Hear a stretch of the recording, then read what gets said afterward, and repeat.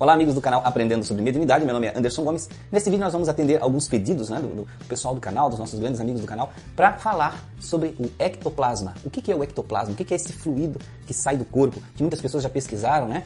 Muitas pessoas já fizeram experiências de onde vem isso e como ocorre a ectoplasmia. Vamos falar sobre esse assunto?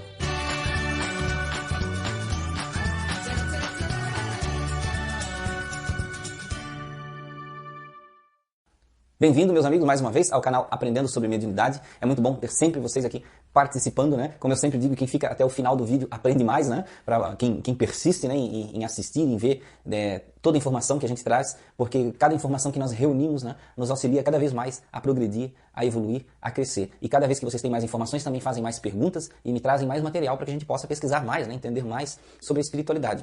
Bem, nós vamos ao assunto de hoje, que é falar sobre o ectoplasma. O que é o ectoplasma? Esse fluido misterioso que muitas pessoas falam e alguns nem conhecem, às vezes estão lá na doutrina espírita, mas não sabem muito bem ou ouviram falar muito pouco. Tem um porquê disso. Bom, primeiro, que o ectoplasma não é um termo que está dentro da doutrina espírita, né? Ele não vem da base da doutrina espírita. Se você for procurar na obra de Kardec sobre ectoplasma, pelo menos no livro dos Espíritos e no livro dos Médiuns, eu não achei nada relativo ao ectoplasma. Fala sim muito de fluido vital, mas não fala de ectoplasma. Tá? O termo ectoplasmia ele foi criado por Charles Richet, que é um cientista. Tá? Esse cientista ele ganhou o Prêmio Nobel de Medicina em 1913.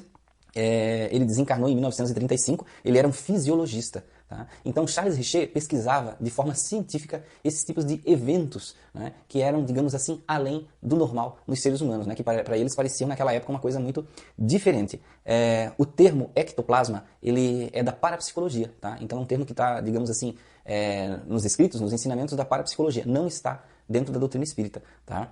E através das pesquisas, não só do Charles Richet, mas de muitos outros pesquisadores, né, veio-se a descobrir e entender como é que funcionava o ectoplasma. Porque, na verdade, essas pessoas dessa época, como ele, o César Lombroso e vários outros que pesquisaram, eles não simplesmente assistiam o fenômeno, mas sim eles testavam o fenômeno, eles observavam, buscavam repetir, ou seja, usavam um método científico.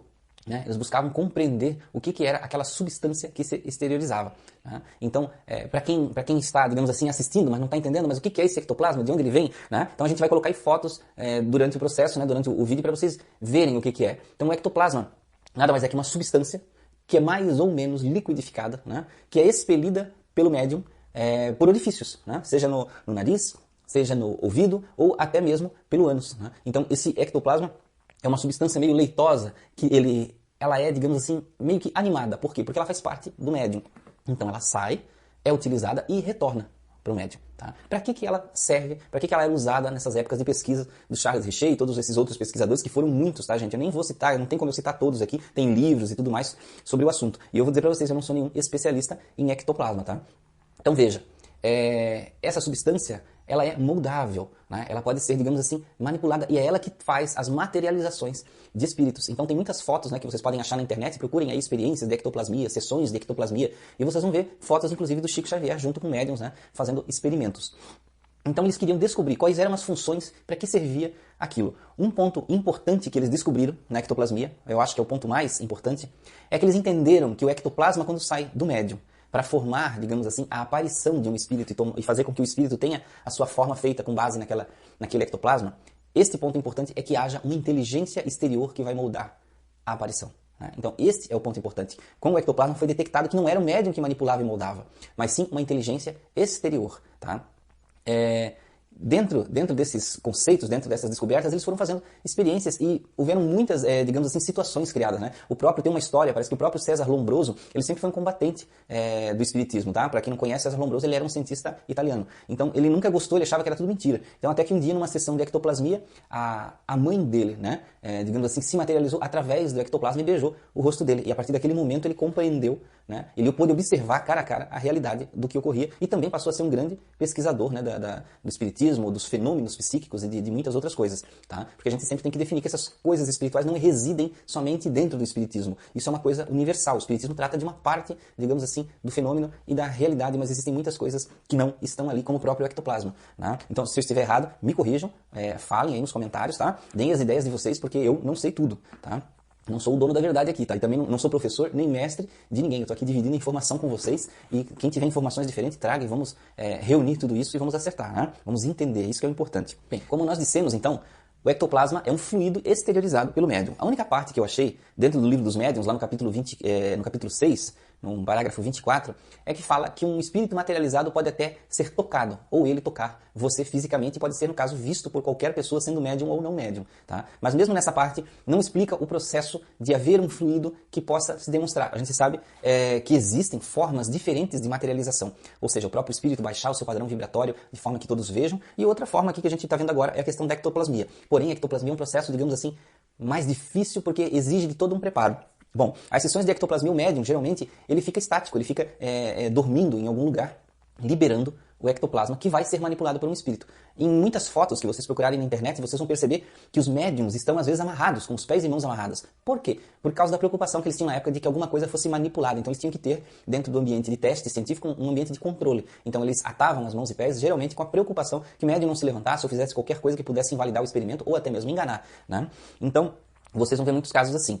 Então, normalmente nas fotos que vocês estão vendo, os médiums expelem esse fluido branco, né, onde um espírito vai moldar. Dependendo da quantidade, do potencial desse fluido, um espírito pode fazer aparecer somente um rosto, somente uma mão, né, ou pela vontade, ou devido ao potencial, ou até um corpo inteiro de um espírito.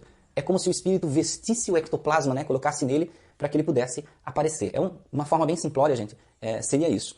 Tá? Então vejam que precisa do agente inteligente para esse fluido ser moldado, ser mexido. Existem casos até, pesquisadores fizeram moldes, né, de gesso e outras coisas, onde o espírito materializado colocava a mão no gesso, né, e depois que endurecia, retirava e ficava um molde da mão exatamente como era a mão da pessoa quando era encarnada, né, daquele espírito que estava ali presente.